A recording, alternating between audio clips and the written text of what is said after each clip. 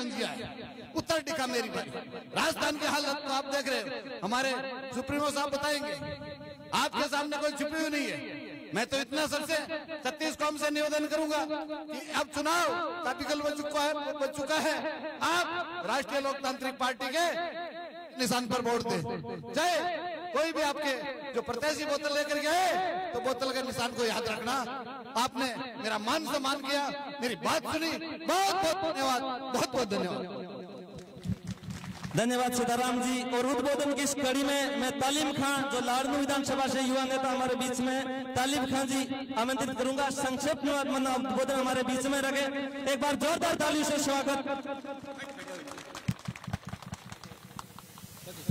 सम्मानित मंच और लाड़नू की इस पावन धरा पर पधारे हुए माननीय सांसद हनुमान बेनीवाल जी और समस्त नागरिकगण, मैं कोई लंबा चौड़ा भाषण नहीं देना चाहता, ना ही मैं कोई भाई ने बताया युवा नेता हूँ। मैं तो एक आम कार्यकर्ता हूँ जो भाई साहब के इस संकल्प यात्रा का हिस्सा बना हूँ। ये मेरे लिए सौभाग्य की बात है और आप सबके लिए भी मेरे ख्याल से सौभाग्य की बात है कि आप आज यहाँ आइए और भाई साहब के आशीर्वाद प्राप्त किया। और मैं तो आपसे यही संकल्प, यहाँ आप पधारे जितने बंदे आए हैं उनसे यही कहना चाहता हूँ, यहाँ से आज संकल्प लेके जाइए कि इस भ्रष्टाचारी सरकार को और इन निरंकुश सरकार को बदलना है। और भाई साहब की आने वाले विधानसभा में भाई साहब ही रहेंगे वो चाबी। अगर आप आज नहीं मानोगे तो आपको 15 से 20 दिन बाद में आपको खुद मालूम चल जाएगा कि सत्ता की चाबी किसके पास रहने वाली है। वो बड़े भाई हनुमान जी बेनीवाल के पास रहने वाली है। इसीलिए मैं आपसे सबसे यही अनुरोध करना चाहता हूँ कि आप आइए और इनसे जुड़िए और इस प्रोग्राम को सफल बनाने के लिए यहाँ पधारे हुए तमाम नागरिकों का मैं धन्यवाद ज्ञापन करता हूँ। जय हिंद, जय भारत। और हम सबके लाडले आशु बेनीवाल संदेश लेकर हमारे बीच लाडनू की सरजमी पर आए, तो मैं आशु को बुलाना आशु बेनीवाल सबसे लाडले हैं हमारी पार्टी के, आपसे निवेदन करूंगा कि आप आए और जो मैसेज आप लाए हमें बताएं।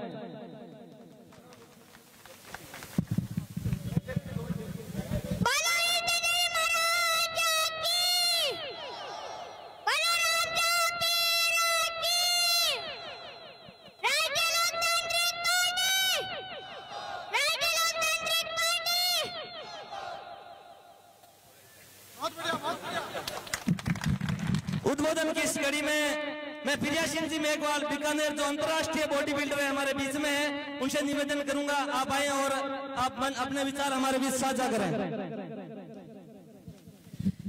मंच पर उपस्थित अतिथिगण, बेनीवाल भाई साहब, सामने जो मेरे भाई बंधु हैं उनको मेरा सादर प्रणाम। मैं ज्यादा नहीं समय लूंगी। मैं यही कहना चाहती हूँ, जिस तरह गंगा में जाने से सारे पाप धुल जाते हैं, उसी तरह लोकतांत्रिक पार्टी आएगी तो राजस्थान से गंदगी दूर होगी और नया राजस्थान का उद्धार होगा। आप सभी से हाथ जोड़ के निवेदन है कि आप भाई साहब को मुख्यमंत्री पद पे बिठाएं और आरएलपी को विजय बनाएं। बेरोजगारी दूर करनी है, गरीबी दूर करनी है, महिलाएं उत्पीड़न मामले खत्म करने हैं, तो आप आरएलपी वोट पार्टी को ज्यादा से ज्यादा संख्या में वोट देकर उनको विजय बनाएं। धन्यवाद। धन्यवाद प्रिया सिंह जी। और संबोधन की इस कड़ी में मैं आमंत्रित करूंगा रफ जी मेहर, प्रदेश अध्यक्ष अल्पसंख्यक मोर्चा राजस्थान। लाडनू के सरजमीन पर हमारे सुप्रीमो हनुमान जी बेनीवाल साहब और सम्मानित मंच, सामने विराजे हुए मेरे सभी पिता तुल्य बुजुर्गों, युवा साथियों और प्यारी बहनों, जैसा कि राष्ट्रीय लोकतांत्रिक पार्टी और हनुमान बेनीवाल के बारे में बताने की जरूरत नहीं, इतिहास गवाह है। राजस्थान ही नहीं हिंदुस्तान तक इनकी आवाज बुलंद है और विधानसभा से लेकर लोकसभा तक दलित, शोषित, पीड़ित और मुस्लिम की आवाज किसी ने उठाई तो हनुमान जी बेनीवाल ने उठाई।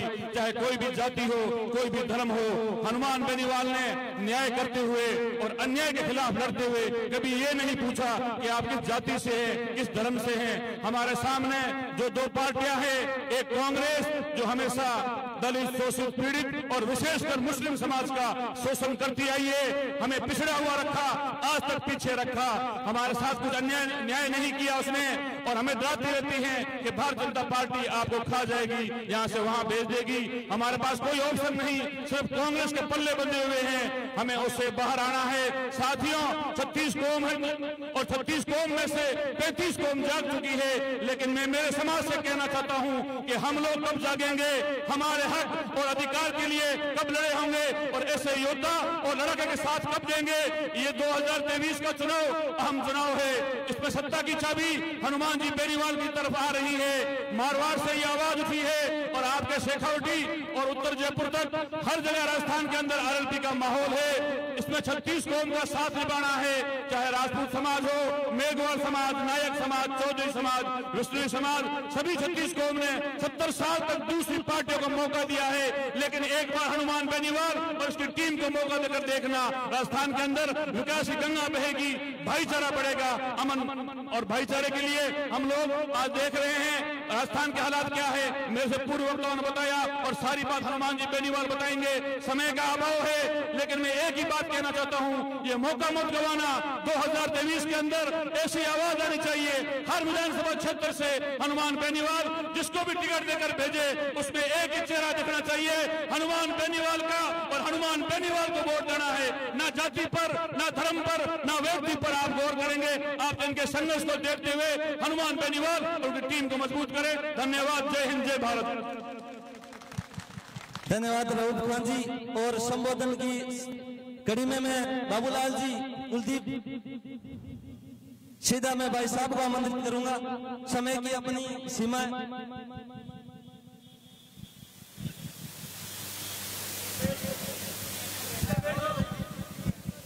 लाडू के अंदर 2-3 जोरदार जयकार लगाए। तेजा जी महाराज की, ख्वाजा साहब की, राम साहब पीर की, सारा सरदरबार की। उपस्थित मेड़ता की विधायक बहन इंदिरा बावरी जी, हमारे आरएलपी के नेता सीताराम जी नायक, अल्पसंख्यक मोर्चे के प्रदेश के अध्यक्ष रघु मेहर साहब, छोटे भाई तालिब खान, सुजानगढ़ से बाबूलाल जी, कुलदीप, अंतर्राष्ट्रीय body builder PS Singh Meghwal, पूरी राष्ट्रीय लोकतांत्रिक पार्टी की लाडनू की पूरी कार्यकारिणी, पूरी टीम एक साथ, पूरा आरएलपी का परिवार, उपस्थित मौजूद बुजुर्गों, नौजवान साथियों, मेरे छोटे भाइयों, लाडनू का बहुत बड़ा सहयोग मेरे साथ हमेशा रहा। चाहे लोकसभा का चुनाव था, चाहे 14 के अंदर निर्दलीय चुनाव लड़ा, उसके बाद हर आंदोलन के अंदर, हर हुकार ललकार के अंदर लाडनू के सर्व समाज ने हनुमान बेनीवाल को मजबूती दी। और उसी का परिणाम है कि किसान का बेटा नई पार्टी के साथ, नए चिन्ह के साथ 18 में आपके बीच आया था। 18 में भी लाडनू से राष्ट्रीय लोकतांत्रिक पार्टी ने चुनाव लड़ा और लगभग 20,000 वोट प्राप्त किए थे। पंचायत चुनाव के अंदर खुद हमारी पार्टी के लोग इधर उधर हो गए, और चूंकि पंचायत चुनाव आप जानते हैं लोग सत्ता पक्ष की तरफ ज्यादा भागते हैं, बड़ी पार्टियों की तरफ ज्यादा भागते हैं, लेकिन जहां जहां आरएलपी चुनाव लड़ी उन्होंने अपनी मजबूती दिखाई। और पूरे राजस्थान का उपचुनाव हुए 8, एक आरएलपी जीती, एक बीजेपी जीती और 6 चुनाव कांग्रेस पार्टी जीती। बल्लभनगर मेवाड़ के अंदर राष्ट्रीय लोकतांत्रिक पार्टी ने भारतीय जनता पार्टी की जमानत जब्त कराई। सुजानगढ़ और सरदार शहर के अंदर आरएलपी ने ताल ठोक के संदेश दिया कि अब किसान का बेटा जाग चुका है, अब कांग्रेस और भारतीय जनता पार्टी के बेकावे के अंदर नहीं आएगा। इस सत्ता संकल्प, व्यवस्था परिवर्तन, सत्ता का संकल्प लेके हम इस व्यवस्था को बदलने के निकले। आज भी देश आजाद हो गया, लेकिन जो घटना इस प्रदेश के अंदर, इस देश के अंदर घटित हो रही है, वो इस ओर इंगित करती है कि गरीब की कोई सुनने वाला नहीं। मैं ये कह रहा हूँ कि जो दरिंदगी, छोटे बच्चों के साथ दरिंदगियां हो रही है, जिस तरह आज भी मैं एक मामला पढ़ रहा था कि सीबीआई ने दिल्ली के उस केस को जिसमें बड़े नर कंकाल और युवतियों के कंकाल मिले थे। सीबीआई को कोर्ट ने डांट पिलाई कि सीबीआई ने जांच सही नहीं करी और बरी हो गया अगला व्यक्ति। भाइयों, इस सिस्टम को कौन ठीक करेगा? मैं नहीं कहता कि एक दिन में सारा सिस्टम ठीक हो जाएगा, लेकिन पहले राजस्थान को ठीक करना है। आप जिसको वोट देते हो वो चला जाता है, जिसको वोट देते हो वो व्यापारी बन जाता है, वो सेवा नहीं करता, वो राजनीति के माध्यम से व्यापार का रास्ता खोजता है। हमें व्यापारी तैयार नहीं करना है, हमें नेता तैयार करना है। और नेता तैयार करने की अगर फैक्ट्री कोई है वो राष्ट्रीय लोकतांत्रिक पार्टी है, इसमें नेता तैयार होते हैं, व्यापारी तैयार नहीं होते। मैं तो सौभाग्यशाली हूँ कि जिस जिले और लाडू में मैं खड़ा हूँ, इसके इस लाल ने पार्टी बना के देश के अंदर भ्रांति को तोड़ा कि राजस्थान में पार्टी भी बन सकती है, कांग्रेस बीजेपी के मुकाबले के लिए कोई दल खड़ा हो सकता है, और वो किसान के बेटों के हाथ के अंदर पार्टी है। ये झंडा भी है और डंडा भी है। कल डेगाना के अंदर देखा होगा मैं, झंडा और झंडा लहरा रहा था। तो ये तो एक मैं जो कह रहा था वो बच्चे कह रहे, मुझे नहीं पता क्या हुआ क्या नहीं हुआ, लेकिन मैं आपको ये कह सकता हूँ कि लाडू के साथ कितना राजनीतिक भेदभाव हुआ। पहले तो लाडू को डाल दिया चूरू के अंदर। हमारे वो किसान नेता जिनकी तूती बोलती थी राजनीति के अंदर, जो इस जिले को बर्बाद करने के अंदर उन्होंने अपना पूरा जीवन लगाया। कोई तो जीवन लगा था अच्छा करने के लिए और कोई लगा था घर में डुबोने के लिए। उन्होंने जिले को गर्त में डुबो दिया और ये भाषण देते थे कि ट्रेन आएगी तो चोर आएंगे, बिजली आएगी तो करंट आएगा, और लड़कियां पढ़ेगी तो भाग जाएगी। उनके भाषण होते थे, लोग ताली बजाते थे। और लाडनू के अंदर से वो निकलते थे तो कांच बंद कर लेते थे कि लाडनू का एमपी में वोट नहीं पड़ता, और लाडनू को चूरू के अंदर डाल दिया था। आपके साथ कितना बड़ा भेदभाव हुआ। लोकसभा क्षेत्र चूरू का एमपी इसलिए नहीं पूछता, आप नागौर के हो, जिला नागौर, यही भेदभाव जाहिल के साथ हुआ। मैं उस वक्त नहीं था, मैं आया हूँ, बदलाव हुआ है। आपने बदलाव किया भी है, बदलाव देखा भी है, लेकिन मैं आपको आह्वान करता हूं कि हनुमान बेनीवाल इस बार राजस्थान में ऐसी सरकार चाहता है कि रोजगार से पहले, डिग्री से पहले रोजगार की गारंटी।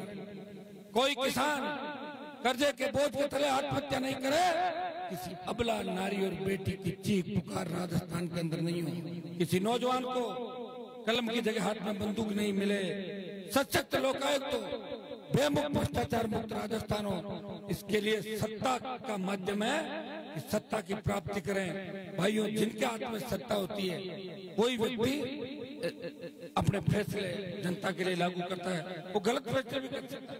मोदी ने गलत फैसला लिया। मैं जब लाडनू के अंदर एमपी का वोट मांगने आया तो मुस्लिम समाज, एससी के मेरे भाइयों ने कहा कि हनुमान जी काश नेता तो आप अच्छे हो, लेकिन बीजेपी गठबंधन से।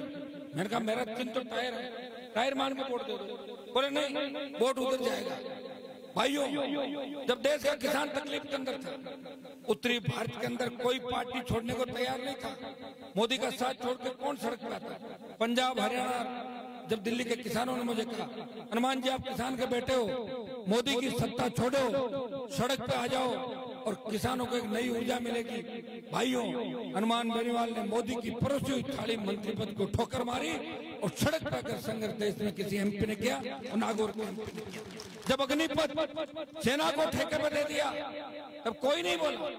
एक एमपी प्रधानमंत्री से टक्कर ले रहा है कि मेरे भाइयों को न्याय दिलाऊंगा, सेना की ठेका प्रथा खत्म कराऊंगा, अग्निपथ को वापस लेना होगा। बढ़ती महंगाई, पेट्रोल डीजल 100 पार जा रहा है। ईआरसीपी, राजस्थान को विशेष राज्य का दर्जा, नागौर को विकास के नए आयाम कैसे मिले, केंद्र की योजनाएं नागौर में कैसे लागू हो। कोविड के अंदर 2 साल हमारे चले गए। आपने मानवता को मरते हुए देखा था, इंसानियत दम तोड़ रही थी जब ऑक्सीजन सिलेंडर के लिए, रेमडेसिविर और वेंटिलेटर के लिए एक दूसरे की सिफारिशें चल रही थी। तो लोग कहते थे मेरे बच्चे को भर्ती करा दो, मर जाएगा, ऑक्सीजन सिलेंडर नहीं। इसके लिए कौन जिम्मेदार है? प्रधानमंत्री मोदी जिम्मेदार है। अगर पहली कोविड का जब पेशेंट आया था उस समय अगर इंटरनेशनल फ्लाइट पे रोक लग जाती तो कोविड इस तरह देश में नहीं फैलता। कोविड फैला दिया, 50 लाख लोग चले गए, कोई आंकड़ा नहीं। लंपी बीमारी आई, कितनी गाय चली गई देश प्रदेश के अंदर, आप बताइए। गौ माता का नारा लगाकर सत्ता के अंदर बैठ गए, चिंता नहीं रही किसी की। वो मामला भी कौन उठाता? आपका सांसद उठाता। छोटी सी तकलीफ किसी को हो जाती है, हर वर्ग हर समाज की तकलीफ, प्रदेश के कोने कोने के पीड़ित की तकलीफ, हर जाति की तकलीफ, अन्याय करने वाले अगर मेरे समाज के लोग हैं तो भी हनुमान न्याय दिलाने के लिए जाता है और आरोपियों को गिरफ्तार करवाता है। ये लाडनू वही इलाका जहाँ से गैंगवार की घटनाएं शुरू हुई थी। गैंगवार लाडनू की धरती और शेखावाटी की धरती से शुरू हुआ था। उस समय आपको पता है गैंगवार के खिलाफ कौन लड़ाई लड़ रहा था?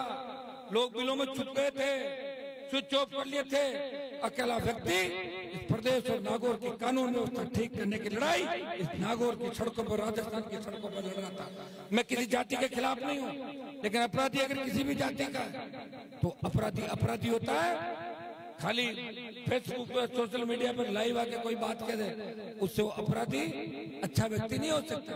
और अपराधी की कोई जाति नहीं होती, ये आप भी अच्छी तरीके से जानते हैं। और नेता जो होता है, जिसकी पार्टी होती है, वो सर्व समाज को साथ लेके चलता है।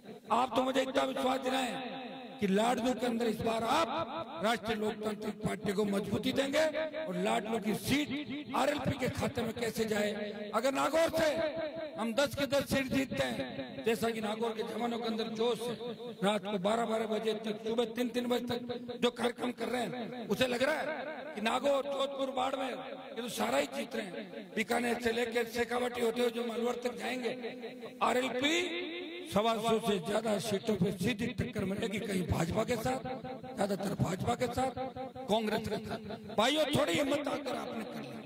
मैं तो लाडनू में बता दूं, अधिकृत वोट आप लोग भी जानते हैं, आरएलपी का जो भी प्रत्याशी आएगा उसकी गिनती 40,000 वोट से शुरू होगी। अब कोई लेके आ जाए मेरे पास, कोई लेके आ जाए 25,000 वोट, बन गया विधायक। विधायक तो वोटों से बनता कि नहीं बनता? जिसको वोट ज्यादा पड़े वो एमएलए बन गया। तो पहले एमएलए हुआ करते थे वो सड़कों पे, कोई विधायक है वो बाद में सड़कों पे चले जाएंगे। ये वोट कौन डालता? वोट आप लोग डालते। लोकतंत्र के अंदर सबसे बड़ी ताकत किसके पास है? आपके पास है। आप राजा को रंग, लोकतांत्रिक व्यवस्था रंग को राजा बना देते हो। मैं आपको आह्वान करता हूँ, इस बार सत्ता के अंदर कांग्रेस बीजेपी का गठबंधन आपने देखा। अशोक गहलोत ये कहते हैं मेरी सरकार वसुंधरा में बचे। इससे ज्यादा मिला जुला का क्या खेल? 23 साल में एक भी कांग्रेस और बीजेपी की सरकारों ने एक भी नेता को पकड़ के जेल के अंदर नहीं डाला। अगर मिला जुले का खेल नहीं होता, पेपर लीक की घटनाएं, दूसरी घटनाएं, नेताओं के करीबी पकड़े जाते हैं, फिर नेता क्यों नहीं पकड़े जाते? ईडी की रेड होती है डराने के लिए। ईडी आ गई बस स्टैंड, यहाँ उधर, यहाँ से डर के भाग जाओ, ईडी आ गई, वो यहाँ नहीं आएगी। एक सिस्टम है, डरा के पार्टी ज्वाइन करा लो। जिस तरह ज्योति मिर्जा के सत्र पहुंची, डर के मारे भाजपा में घुस गई। ये तो डर होता है ईडी का। सीबीआई पहुंची, शरणम गच्छामि, नाथुराम मिर्जा पूरे जीवन कहते थे सत्यानाशी का फूल, वो फूल एकदम अच्छा कैसे हो गया? आप बताओ मुझे। मैंने तो जब फूल की बुराई करी, खुद की पार्टी बना ली। दम है मेरे अंदर, मैंने कोई हाथ को थोड़ी पकड़ा था, पार्टी बना के इस प्रदेश के अंदर। वो योद्धा हनुमान बेनीवाल है, जिसने बच्चों को लड़ना सिखाया और नए नेता को तैयार किया और नए राजस्थान के निर्माण की बात करी, बेमुक्त भ्रष्टाचार मुक्त राजस्थान की बात करी। भाइयों उठो, अपनी ताकत को पहचानो। और लोक देवता जगाने के लिए आपको नहीं आएगा। ये दुख तकलीफ का जो दौर है, सड़क पर टोल दे रहे हो, थाने में बेइज्जती करवा रहे हो, तहसील में बेइज्जती करवा रहे हो, मंडी में किसान की उपज को खरीदा नहीं जा रहा है, कौन जिम्मेदार इसके लिए? आप खुद जिम्मेदार हो। अपना वोट सही व्यक्ति को दे दो, अपना आप ठीक होगा। एक बार किसी को हराने के लिए किसी को वोट दे देते हो, पता लगता है कि जो आया है वो उसका ही बाप है, बड़ा ठग है। फिर 5 साल चली जाती है, फिर एक ठग और आता है। ऐसे करते करते पूरा जीवन निकल जाएगा। ये तो मैं लड़ने के लिए आ गया। 25 साल जब मैं खराब मैंने मेरी जवानी के किए आपको दिए, तो 5 साल हनुमान बेनीवाल को ऊर्जा दो, ताकत दो और बोतल का प्रत्याशी लाडनू से जिता के राजस्थान की विधानसभा के अंदर भेजो। ये आह्वान करने आपके बीच आया हूँ। आज जिन हाजी साहब और इन लोगों ने, बाकी सर्व समाज ने पार्टी ज्वाइन की, ये तो परिवार है, अब मेरे परिवार का हिस्सा बन गए। मैं इतना ही विश्वास आपको दिलाता हूँ कि मेरे साथ जो आ गया और जिसने आरएलपी का झंडा हाथ में ले लिया, जिस तरह लाल झंडी दिखाने से ट्रेन रुक जाती है, इस झंडे को देखने से सरकारें रुक जाती है। ये हनुमान जी का पाठ, इतना विश्वास मैं आपको दिलाता हूँ, कोई तकलीफ नहीं होगी। मिलकर नए राजस्थान का निर्माण करेंगे।